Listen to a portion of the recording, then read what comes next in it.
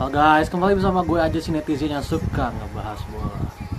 Ya, gue ingin berbicara soal apa yang sedang rame di sosial media.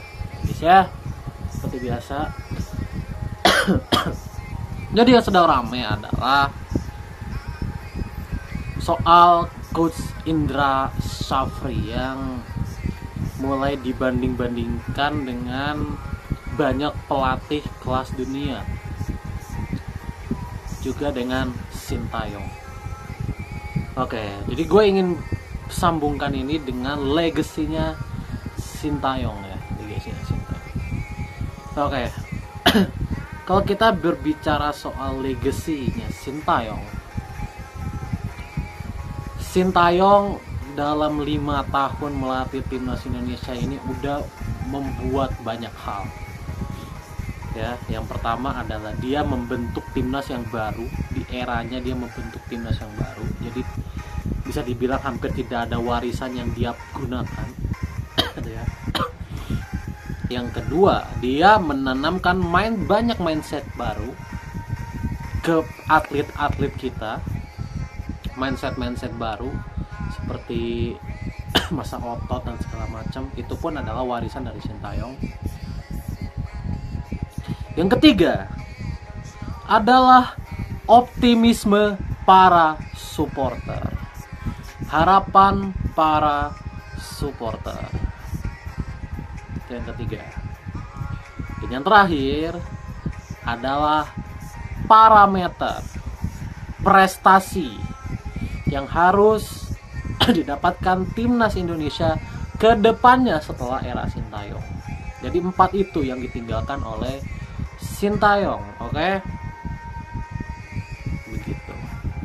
Dan kenapa hasil dari Coach Indra Syafri ini bisa dibilang banyak supporter yang membanding-bandingkan dengan hasil kerjanya Sintayong dulu, karena kondisinya sebenarnya sama. Ketika dulu Sintayong memegang timnas, itu juga dia memulai semuanya dari nol. Kan banyak tuh yang berargumen bahwa ya Sintayong enak dikasih diaspora kelas atas. Men, itu cuma setahun terakhir. 4 tahun sebelumnya dia harus belusukan. 4 tahun sebelumnya dia harus banyak marah-marah ke pemain supaya fisik bagus, supaya attitude bagus, segala macam. Men, dia sangat bekerja keras Sintayong itu sebelum akhirnya diberikan pemain-pemain diaspora gitu. Jadi legacy yang ditinggalkan Sintayong ini sangat berat.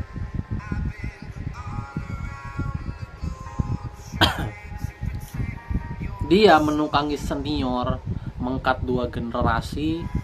Awalnya juga sama, tidak perform sebenarnya awal-awal, tapi setelah AFF ya, setelah Piala AFF menembus ke final, mainnya mulai konsisten kan gitu. Mainnya mulai konsisten, bagus, dan segala histori diberikan oleh Sintayong dengan skuad ini, dengan skuad buatannya dia, sampai pemain-pemain diaspora masuk gitu ya. Dan gue setuju sebenarnya dengan Pak Erick Thohir bahwa Sintayong kayaknya bukan tidak terlalu nyaman ya, mungkin tidak terlalu bisa bersatu dengan pemain-pemain diaspora ini. Makanya akhirnya Sintayong diganti. It's fair, itu fair ya, karena memang Sintayong, gue akui sendiri, tidak terlalu perform dengan pemain-pemain diaspora ini. Cuman sebelum itu Sintayong udah terlalu membuktikan banyak hal lah gitu. Jadi itu legacy yang ditinggalkan oleh Sintayong. Nah, makanya kenapa Indra Syafri sekarang begitu dikritik habis-habisan. Gue mengerti keresahan yang kita rasakan, dari orang-orang IQ 78 ini rasakan gitu. Gue paham gitu ya. Gue pun sama, gue adalah netizen IQ 78 ya, sama seperti kalian-kalian lah gitu, yang dimana kita mah katro soal bola ya, kita mah cuma pengen timnas menang aja. Ya iya dong. Sintayong sudah memberikan harapan parameter yang setinggi itu Masa sekarang jatuh lagi?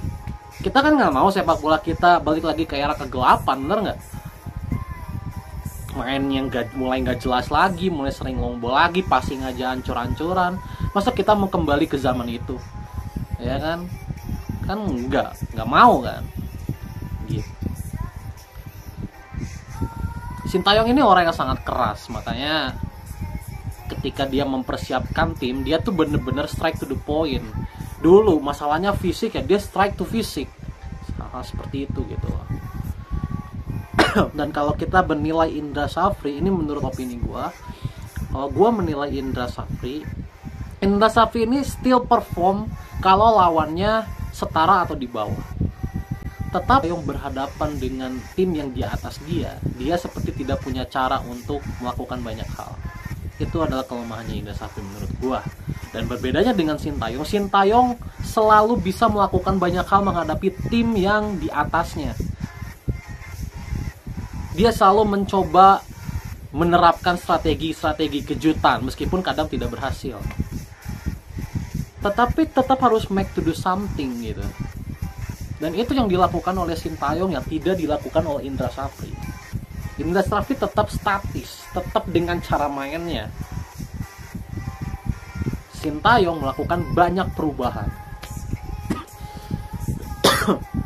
Sintayong ini sebenarnya bukan tipikal yang main 5 back di Korea Selatan ketika melatih Korea Selatan. Tetapi ketika dia di Indonesia, karena dia paham kualitas lawannya banyak yang di atas dia melakukan revolusi taktik, dimana dia bermain dengan low block yang hampir tidak pernah dia lakukan di Korea gitu.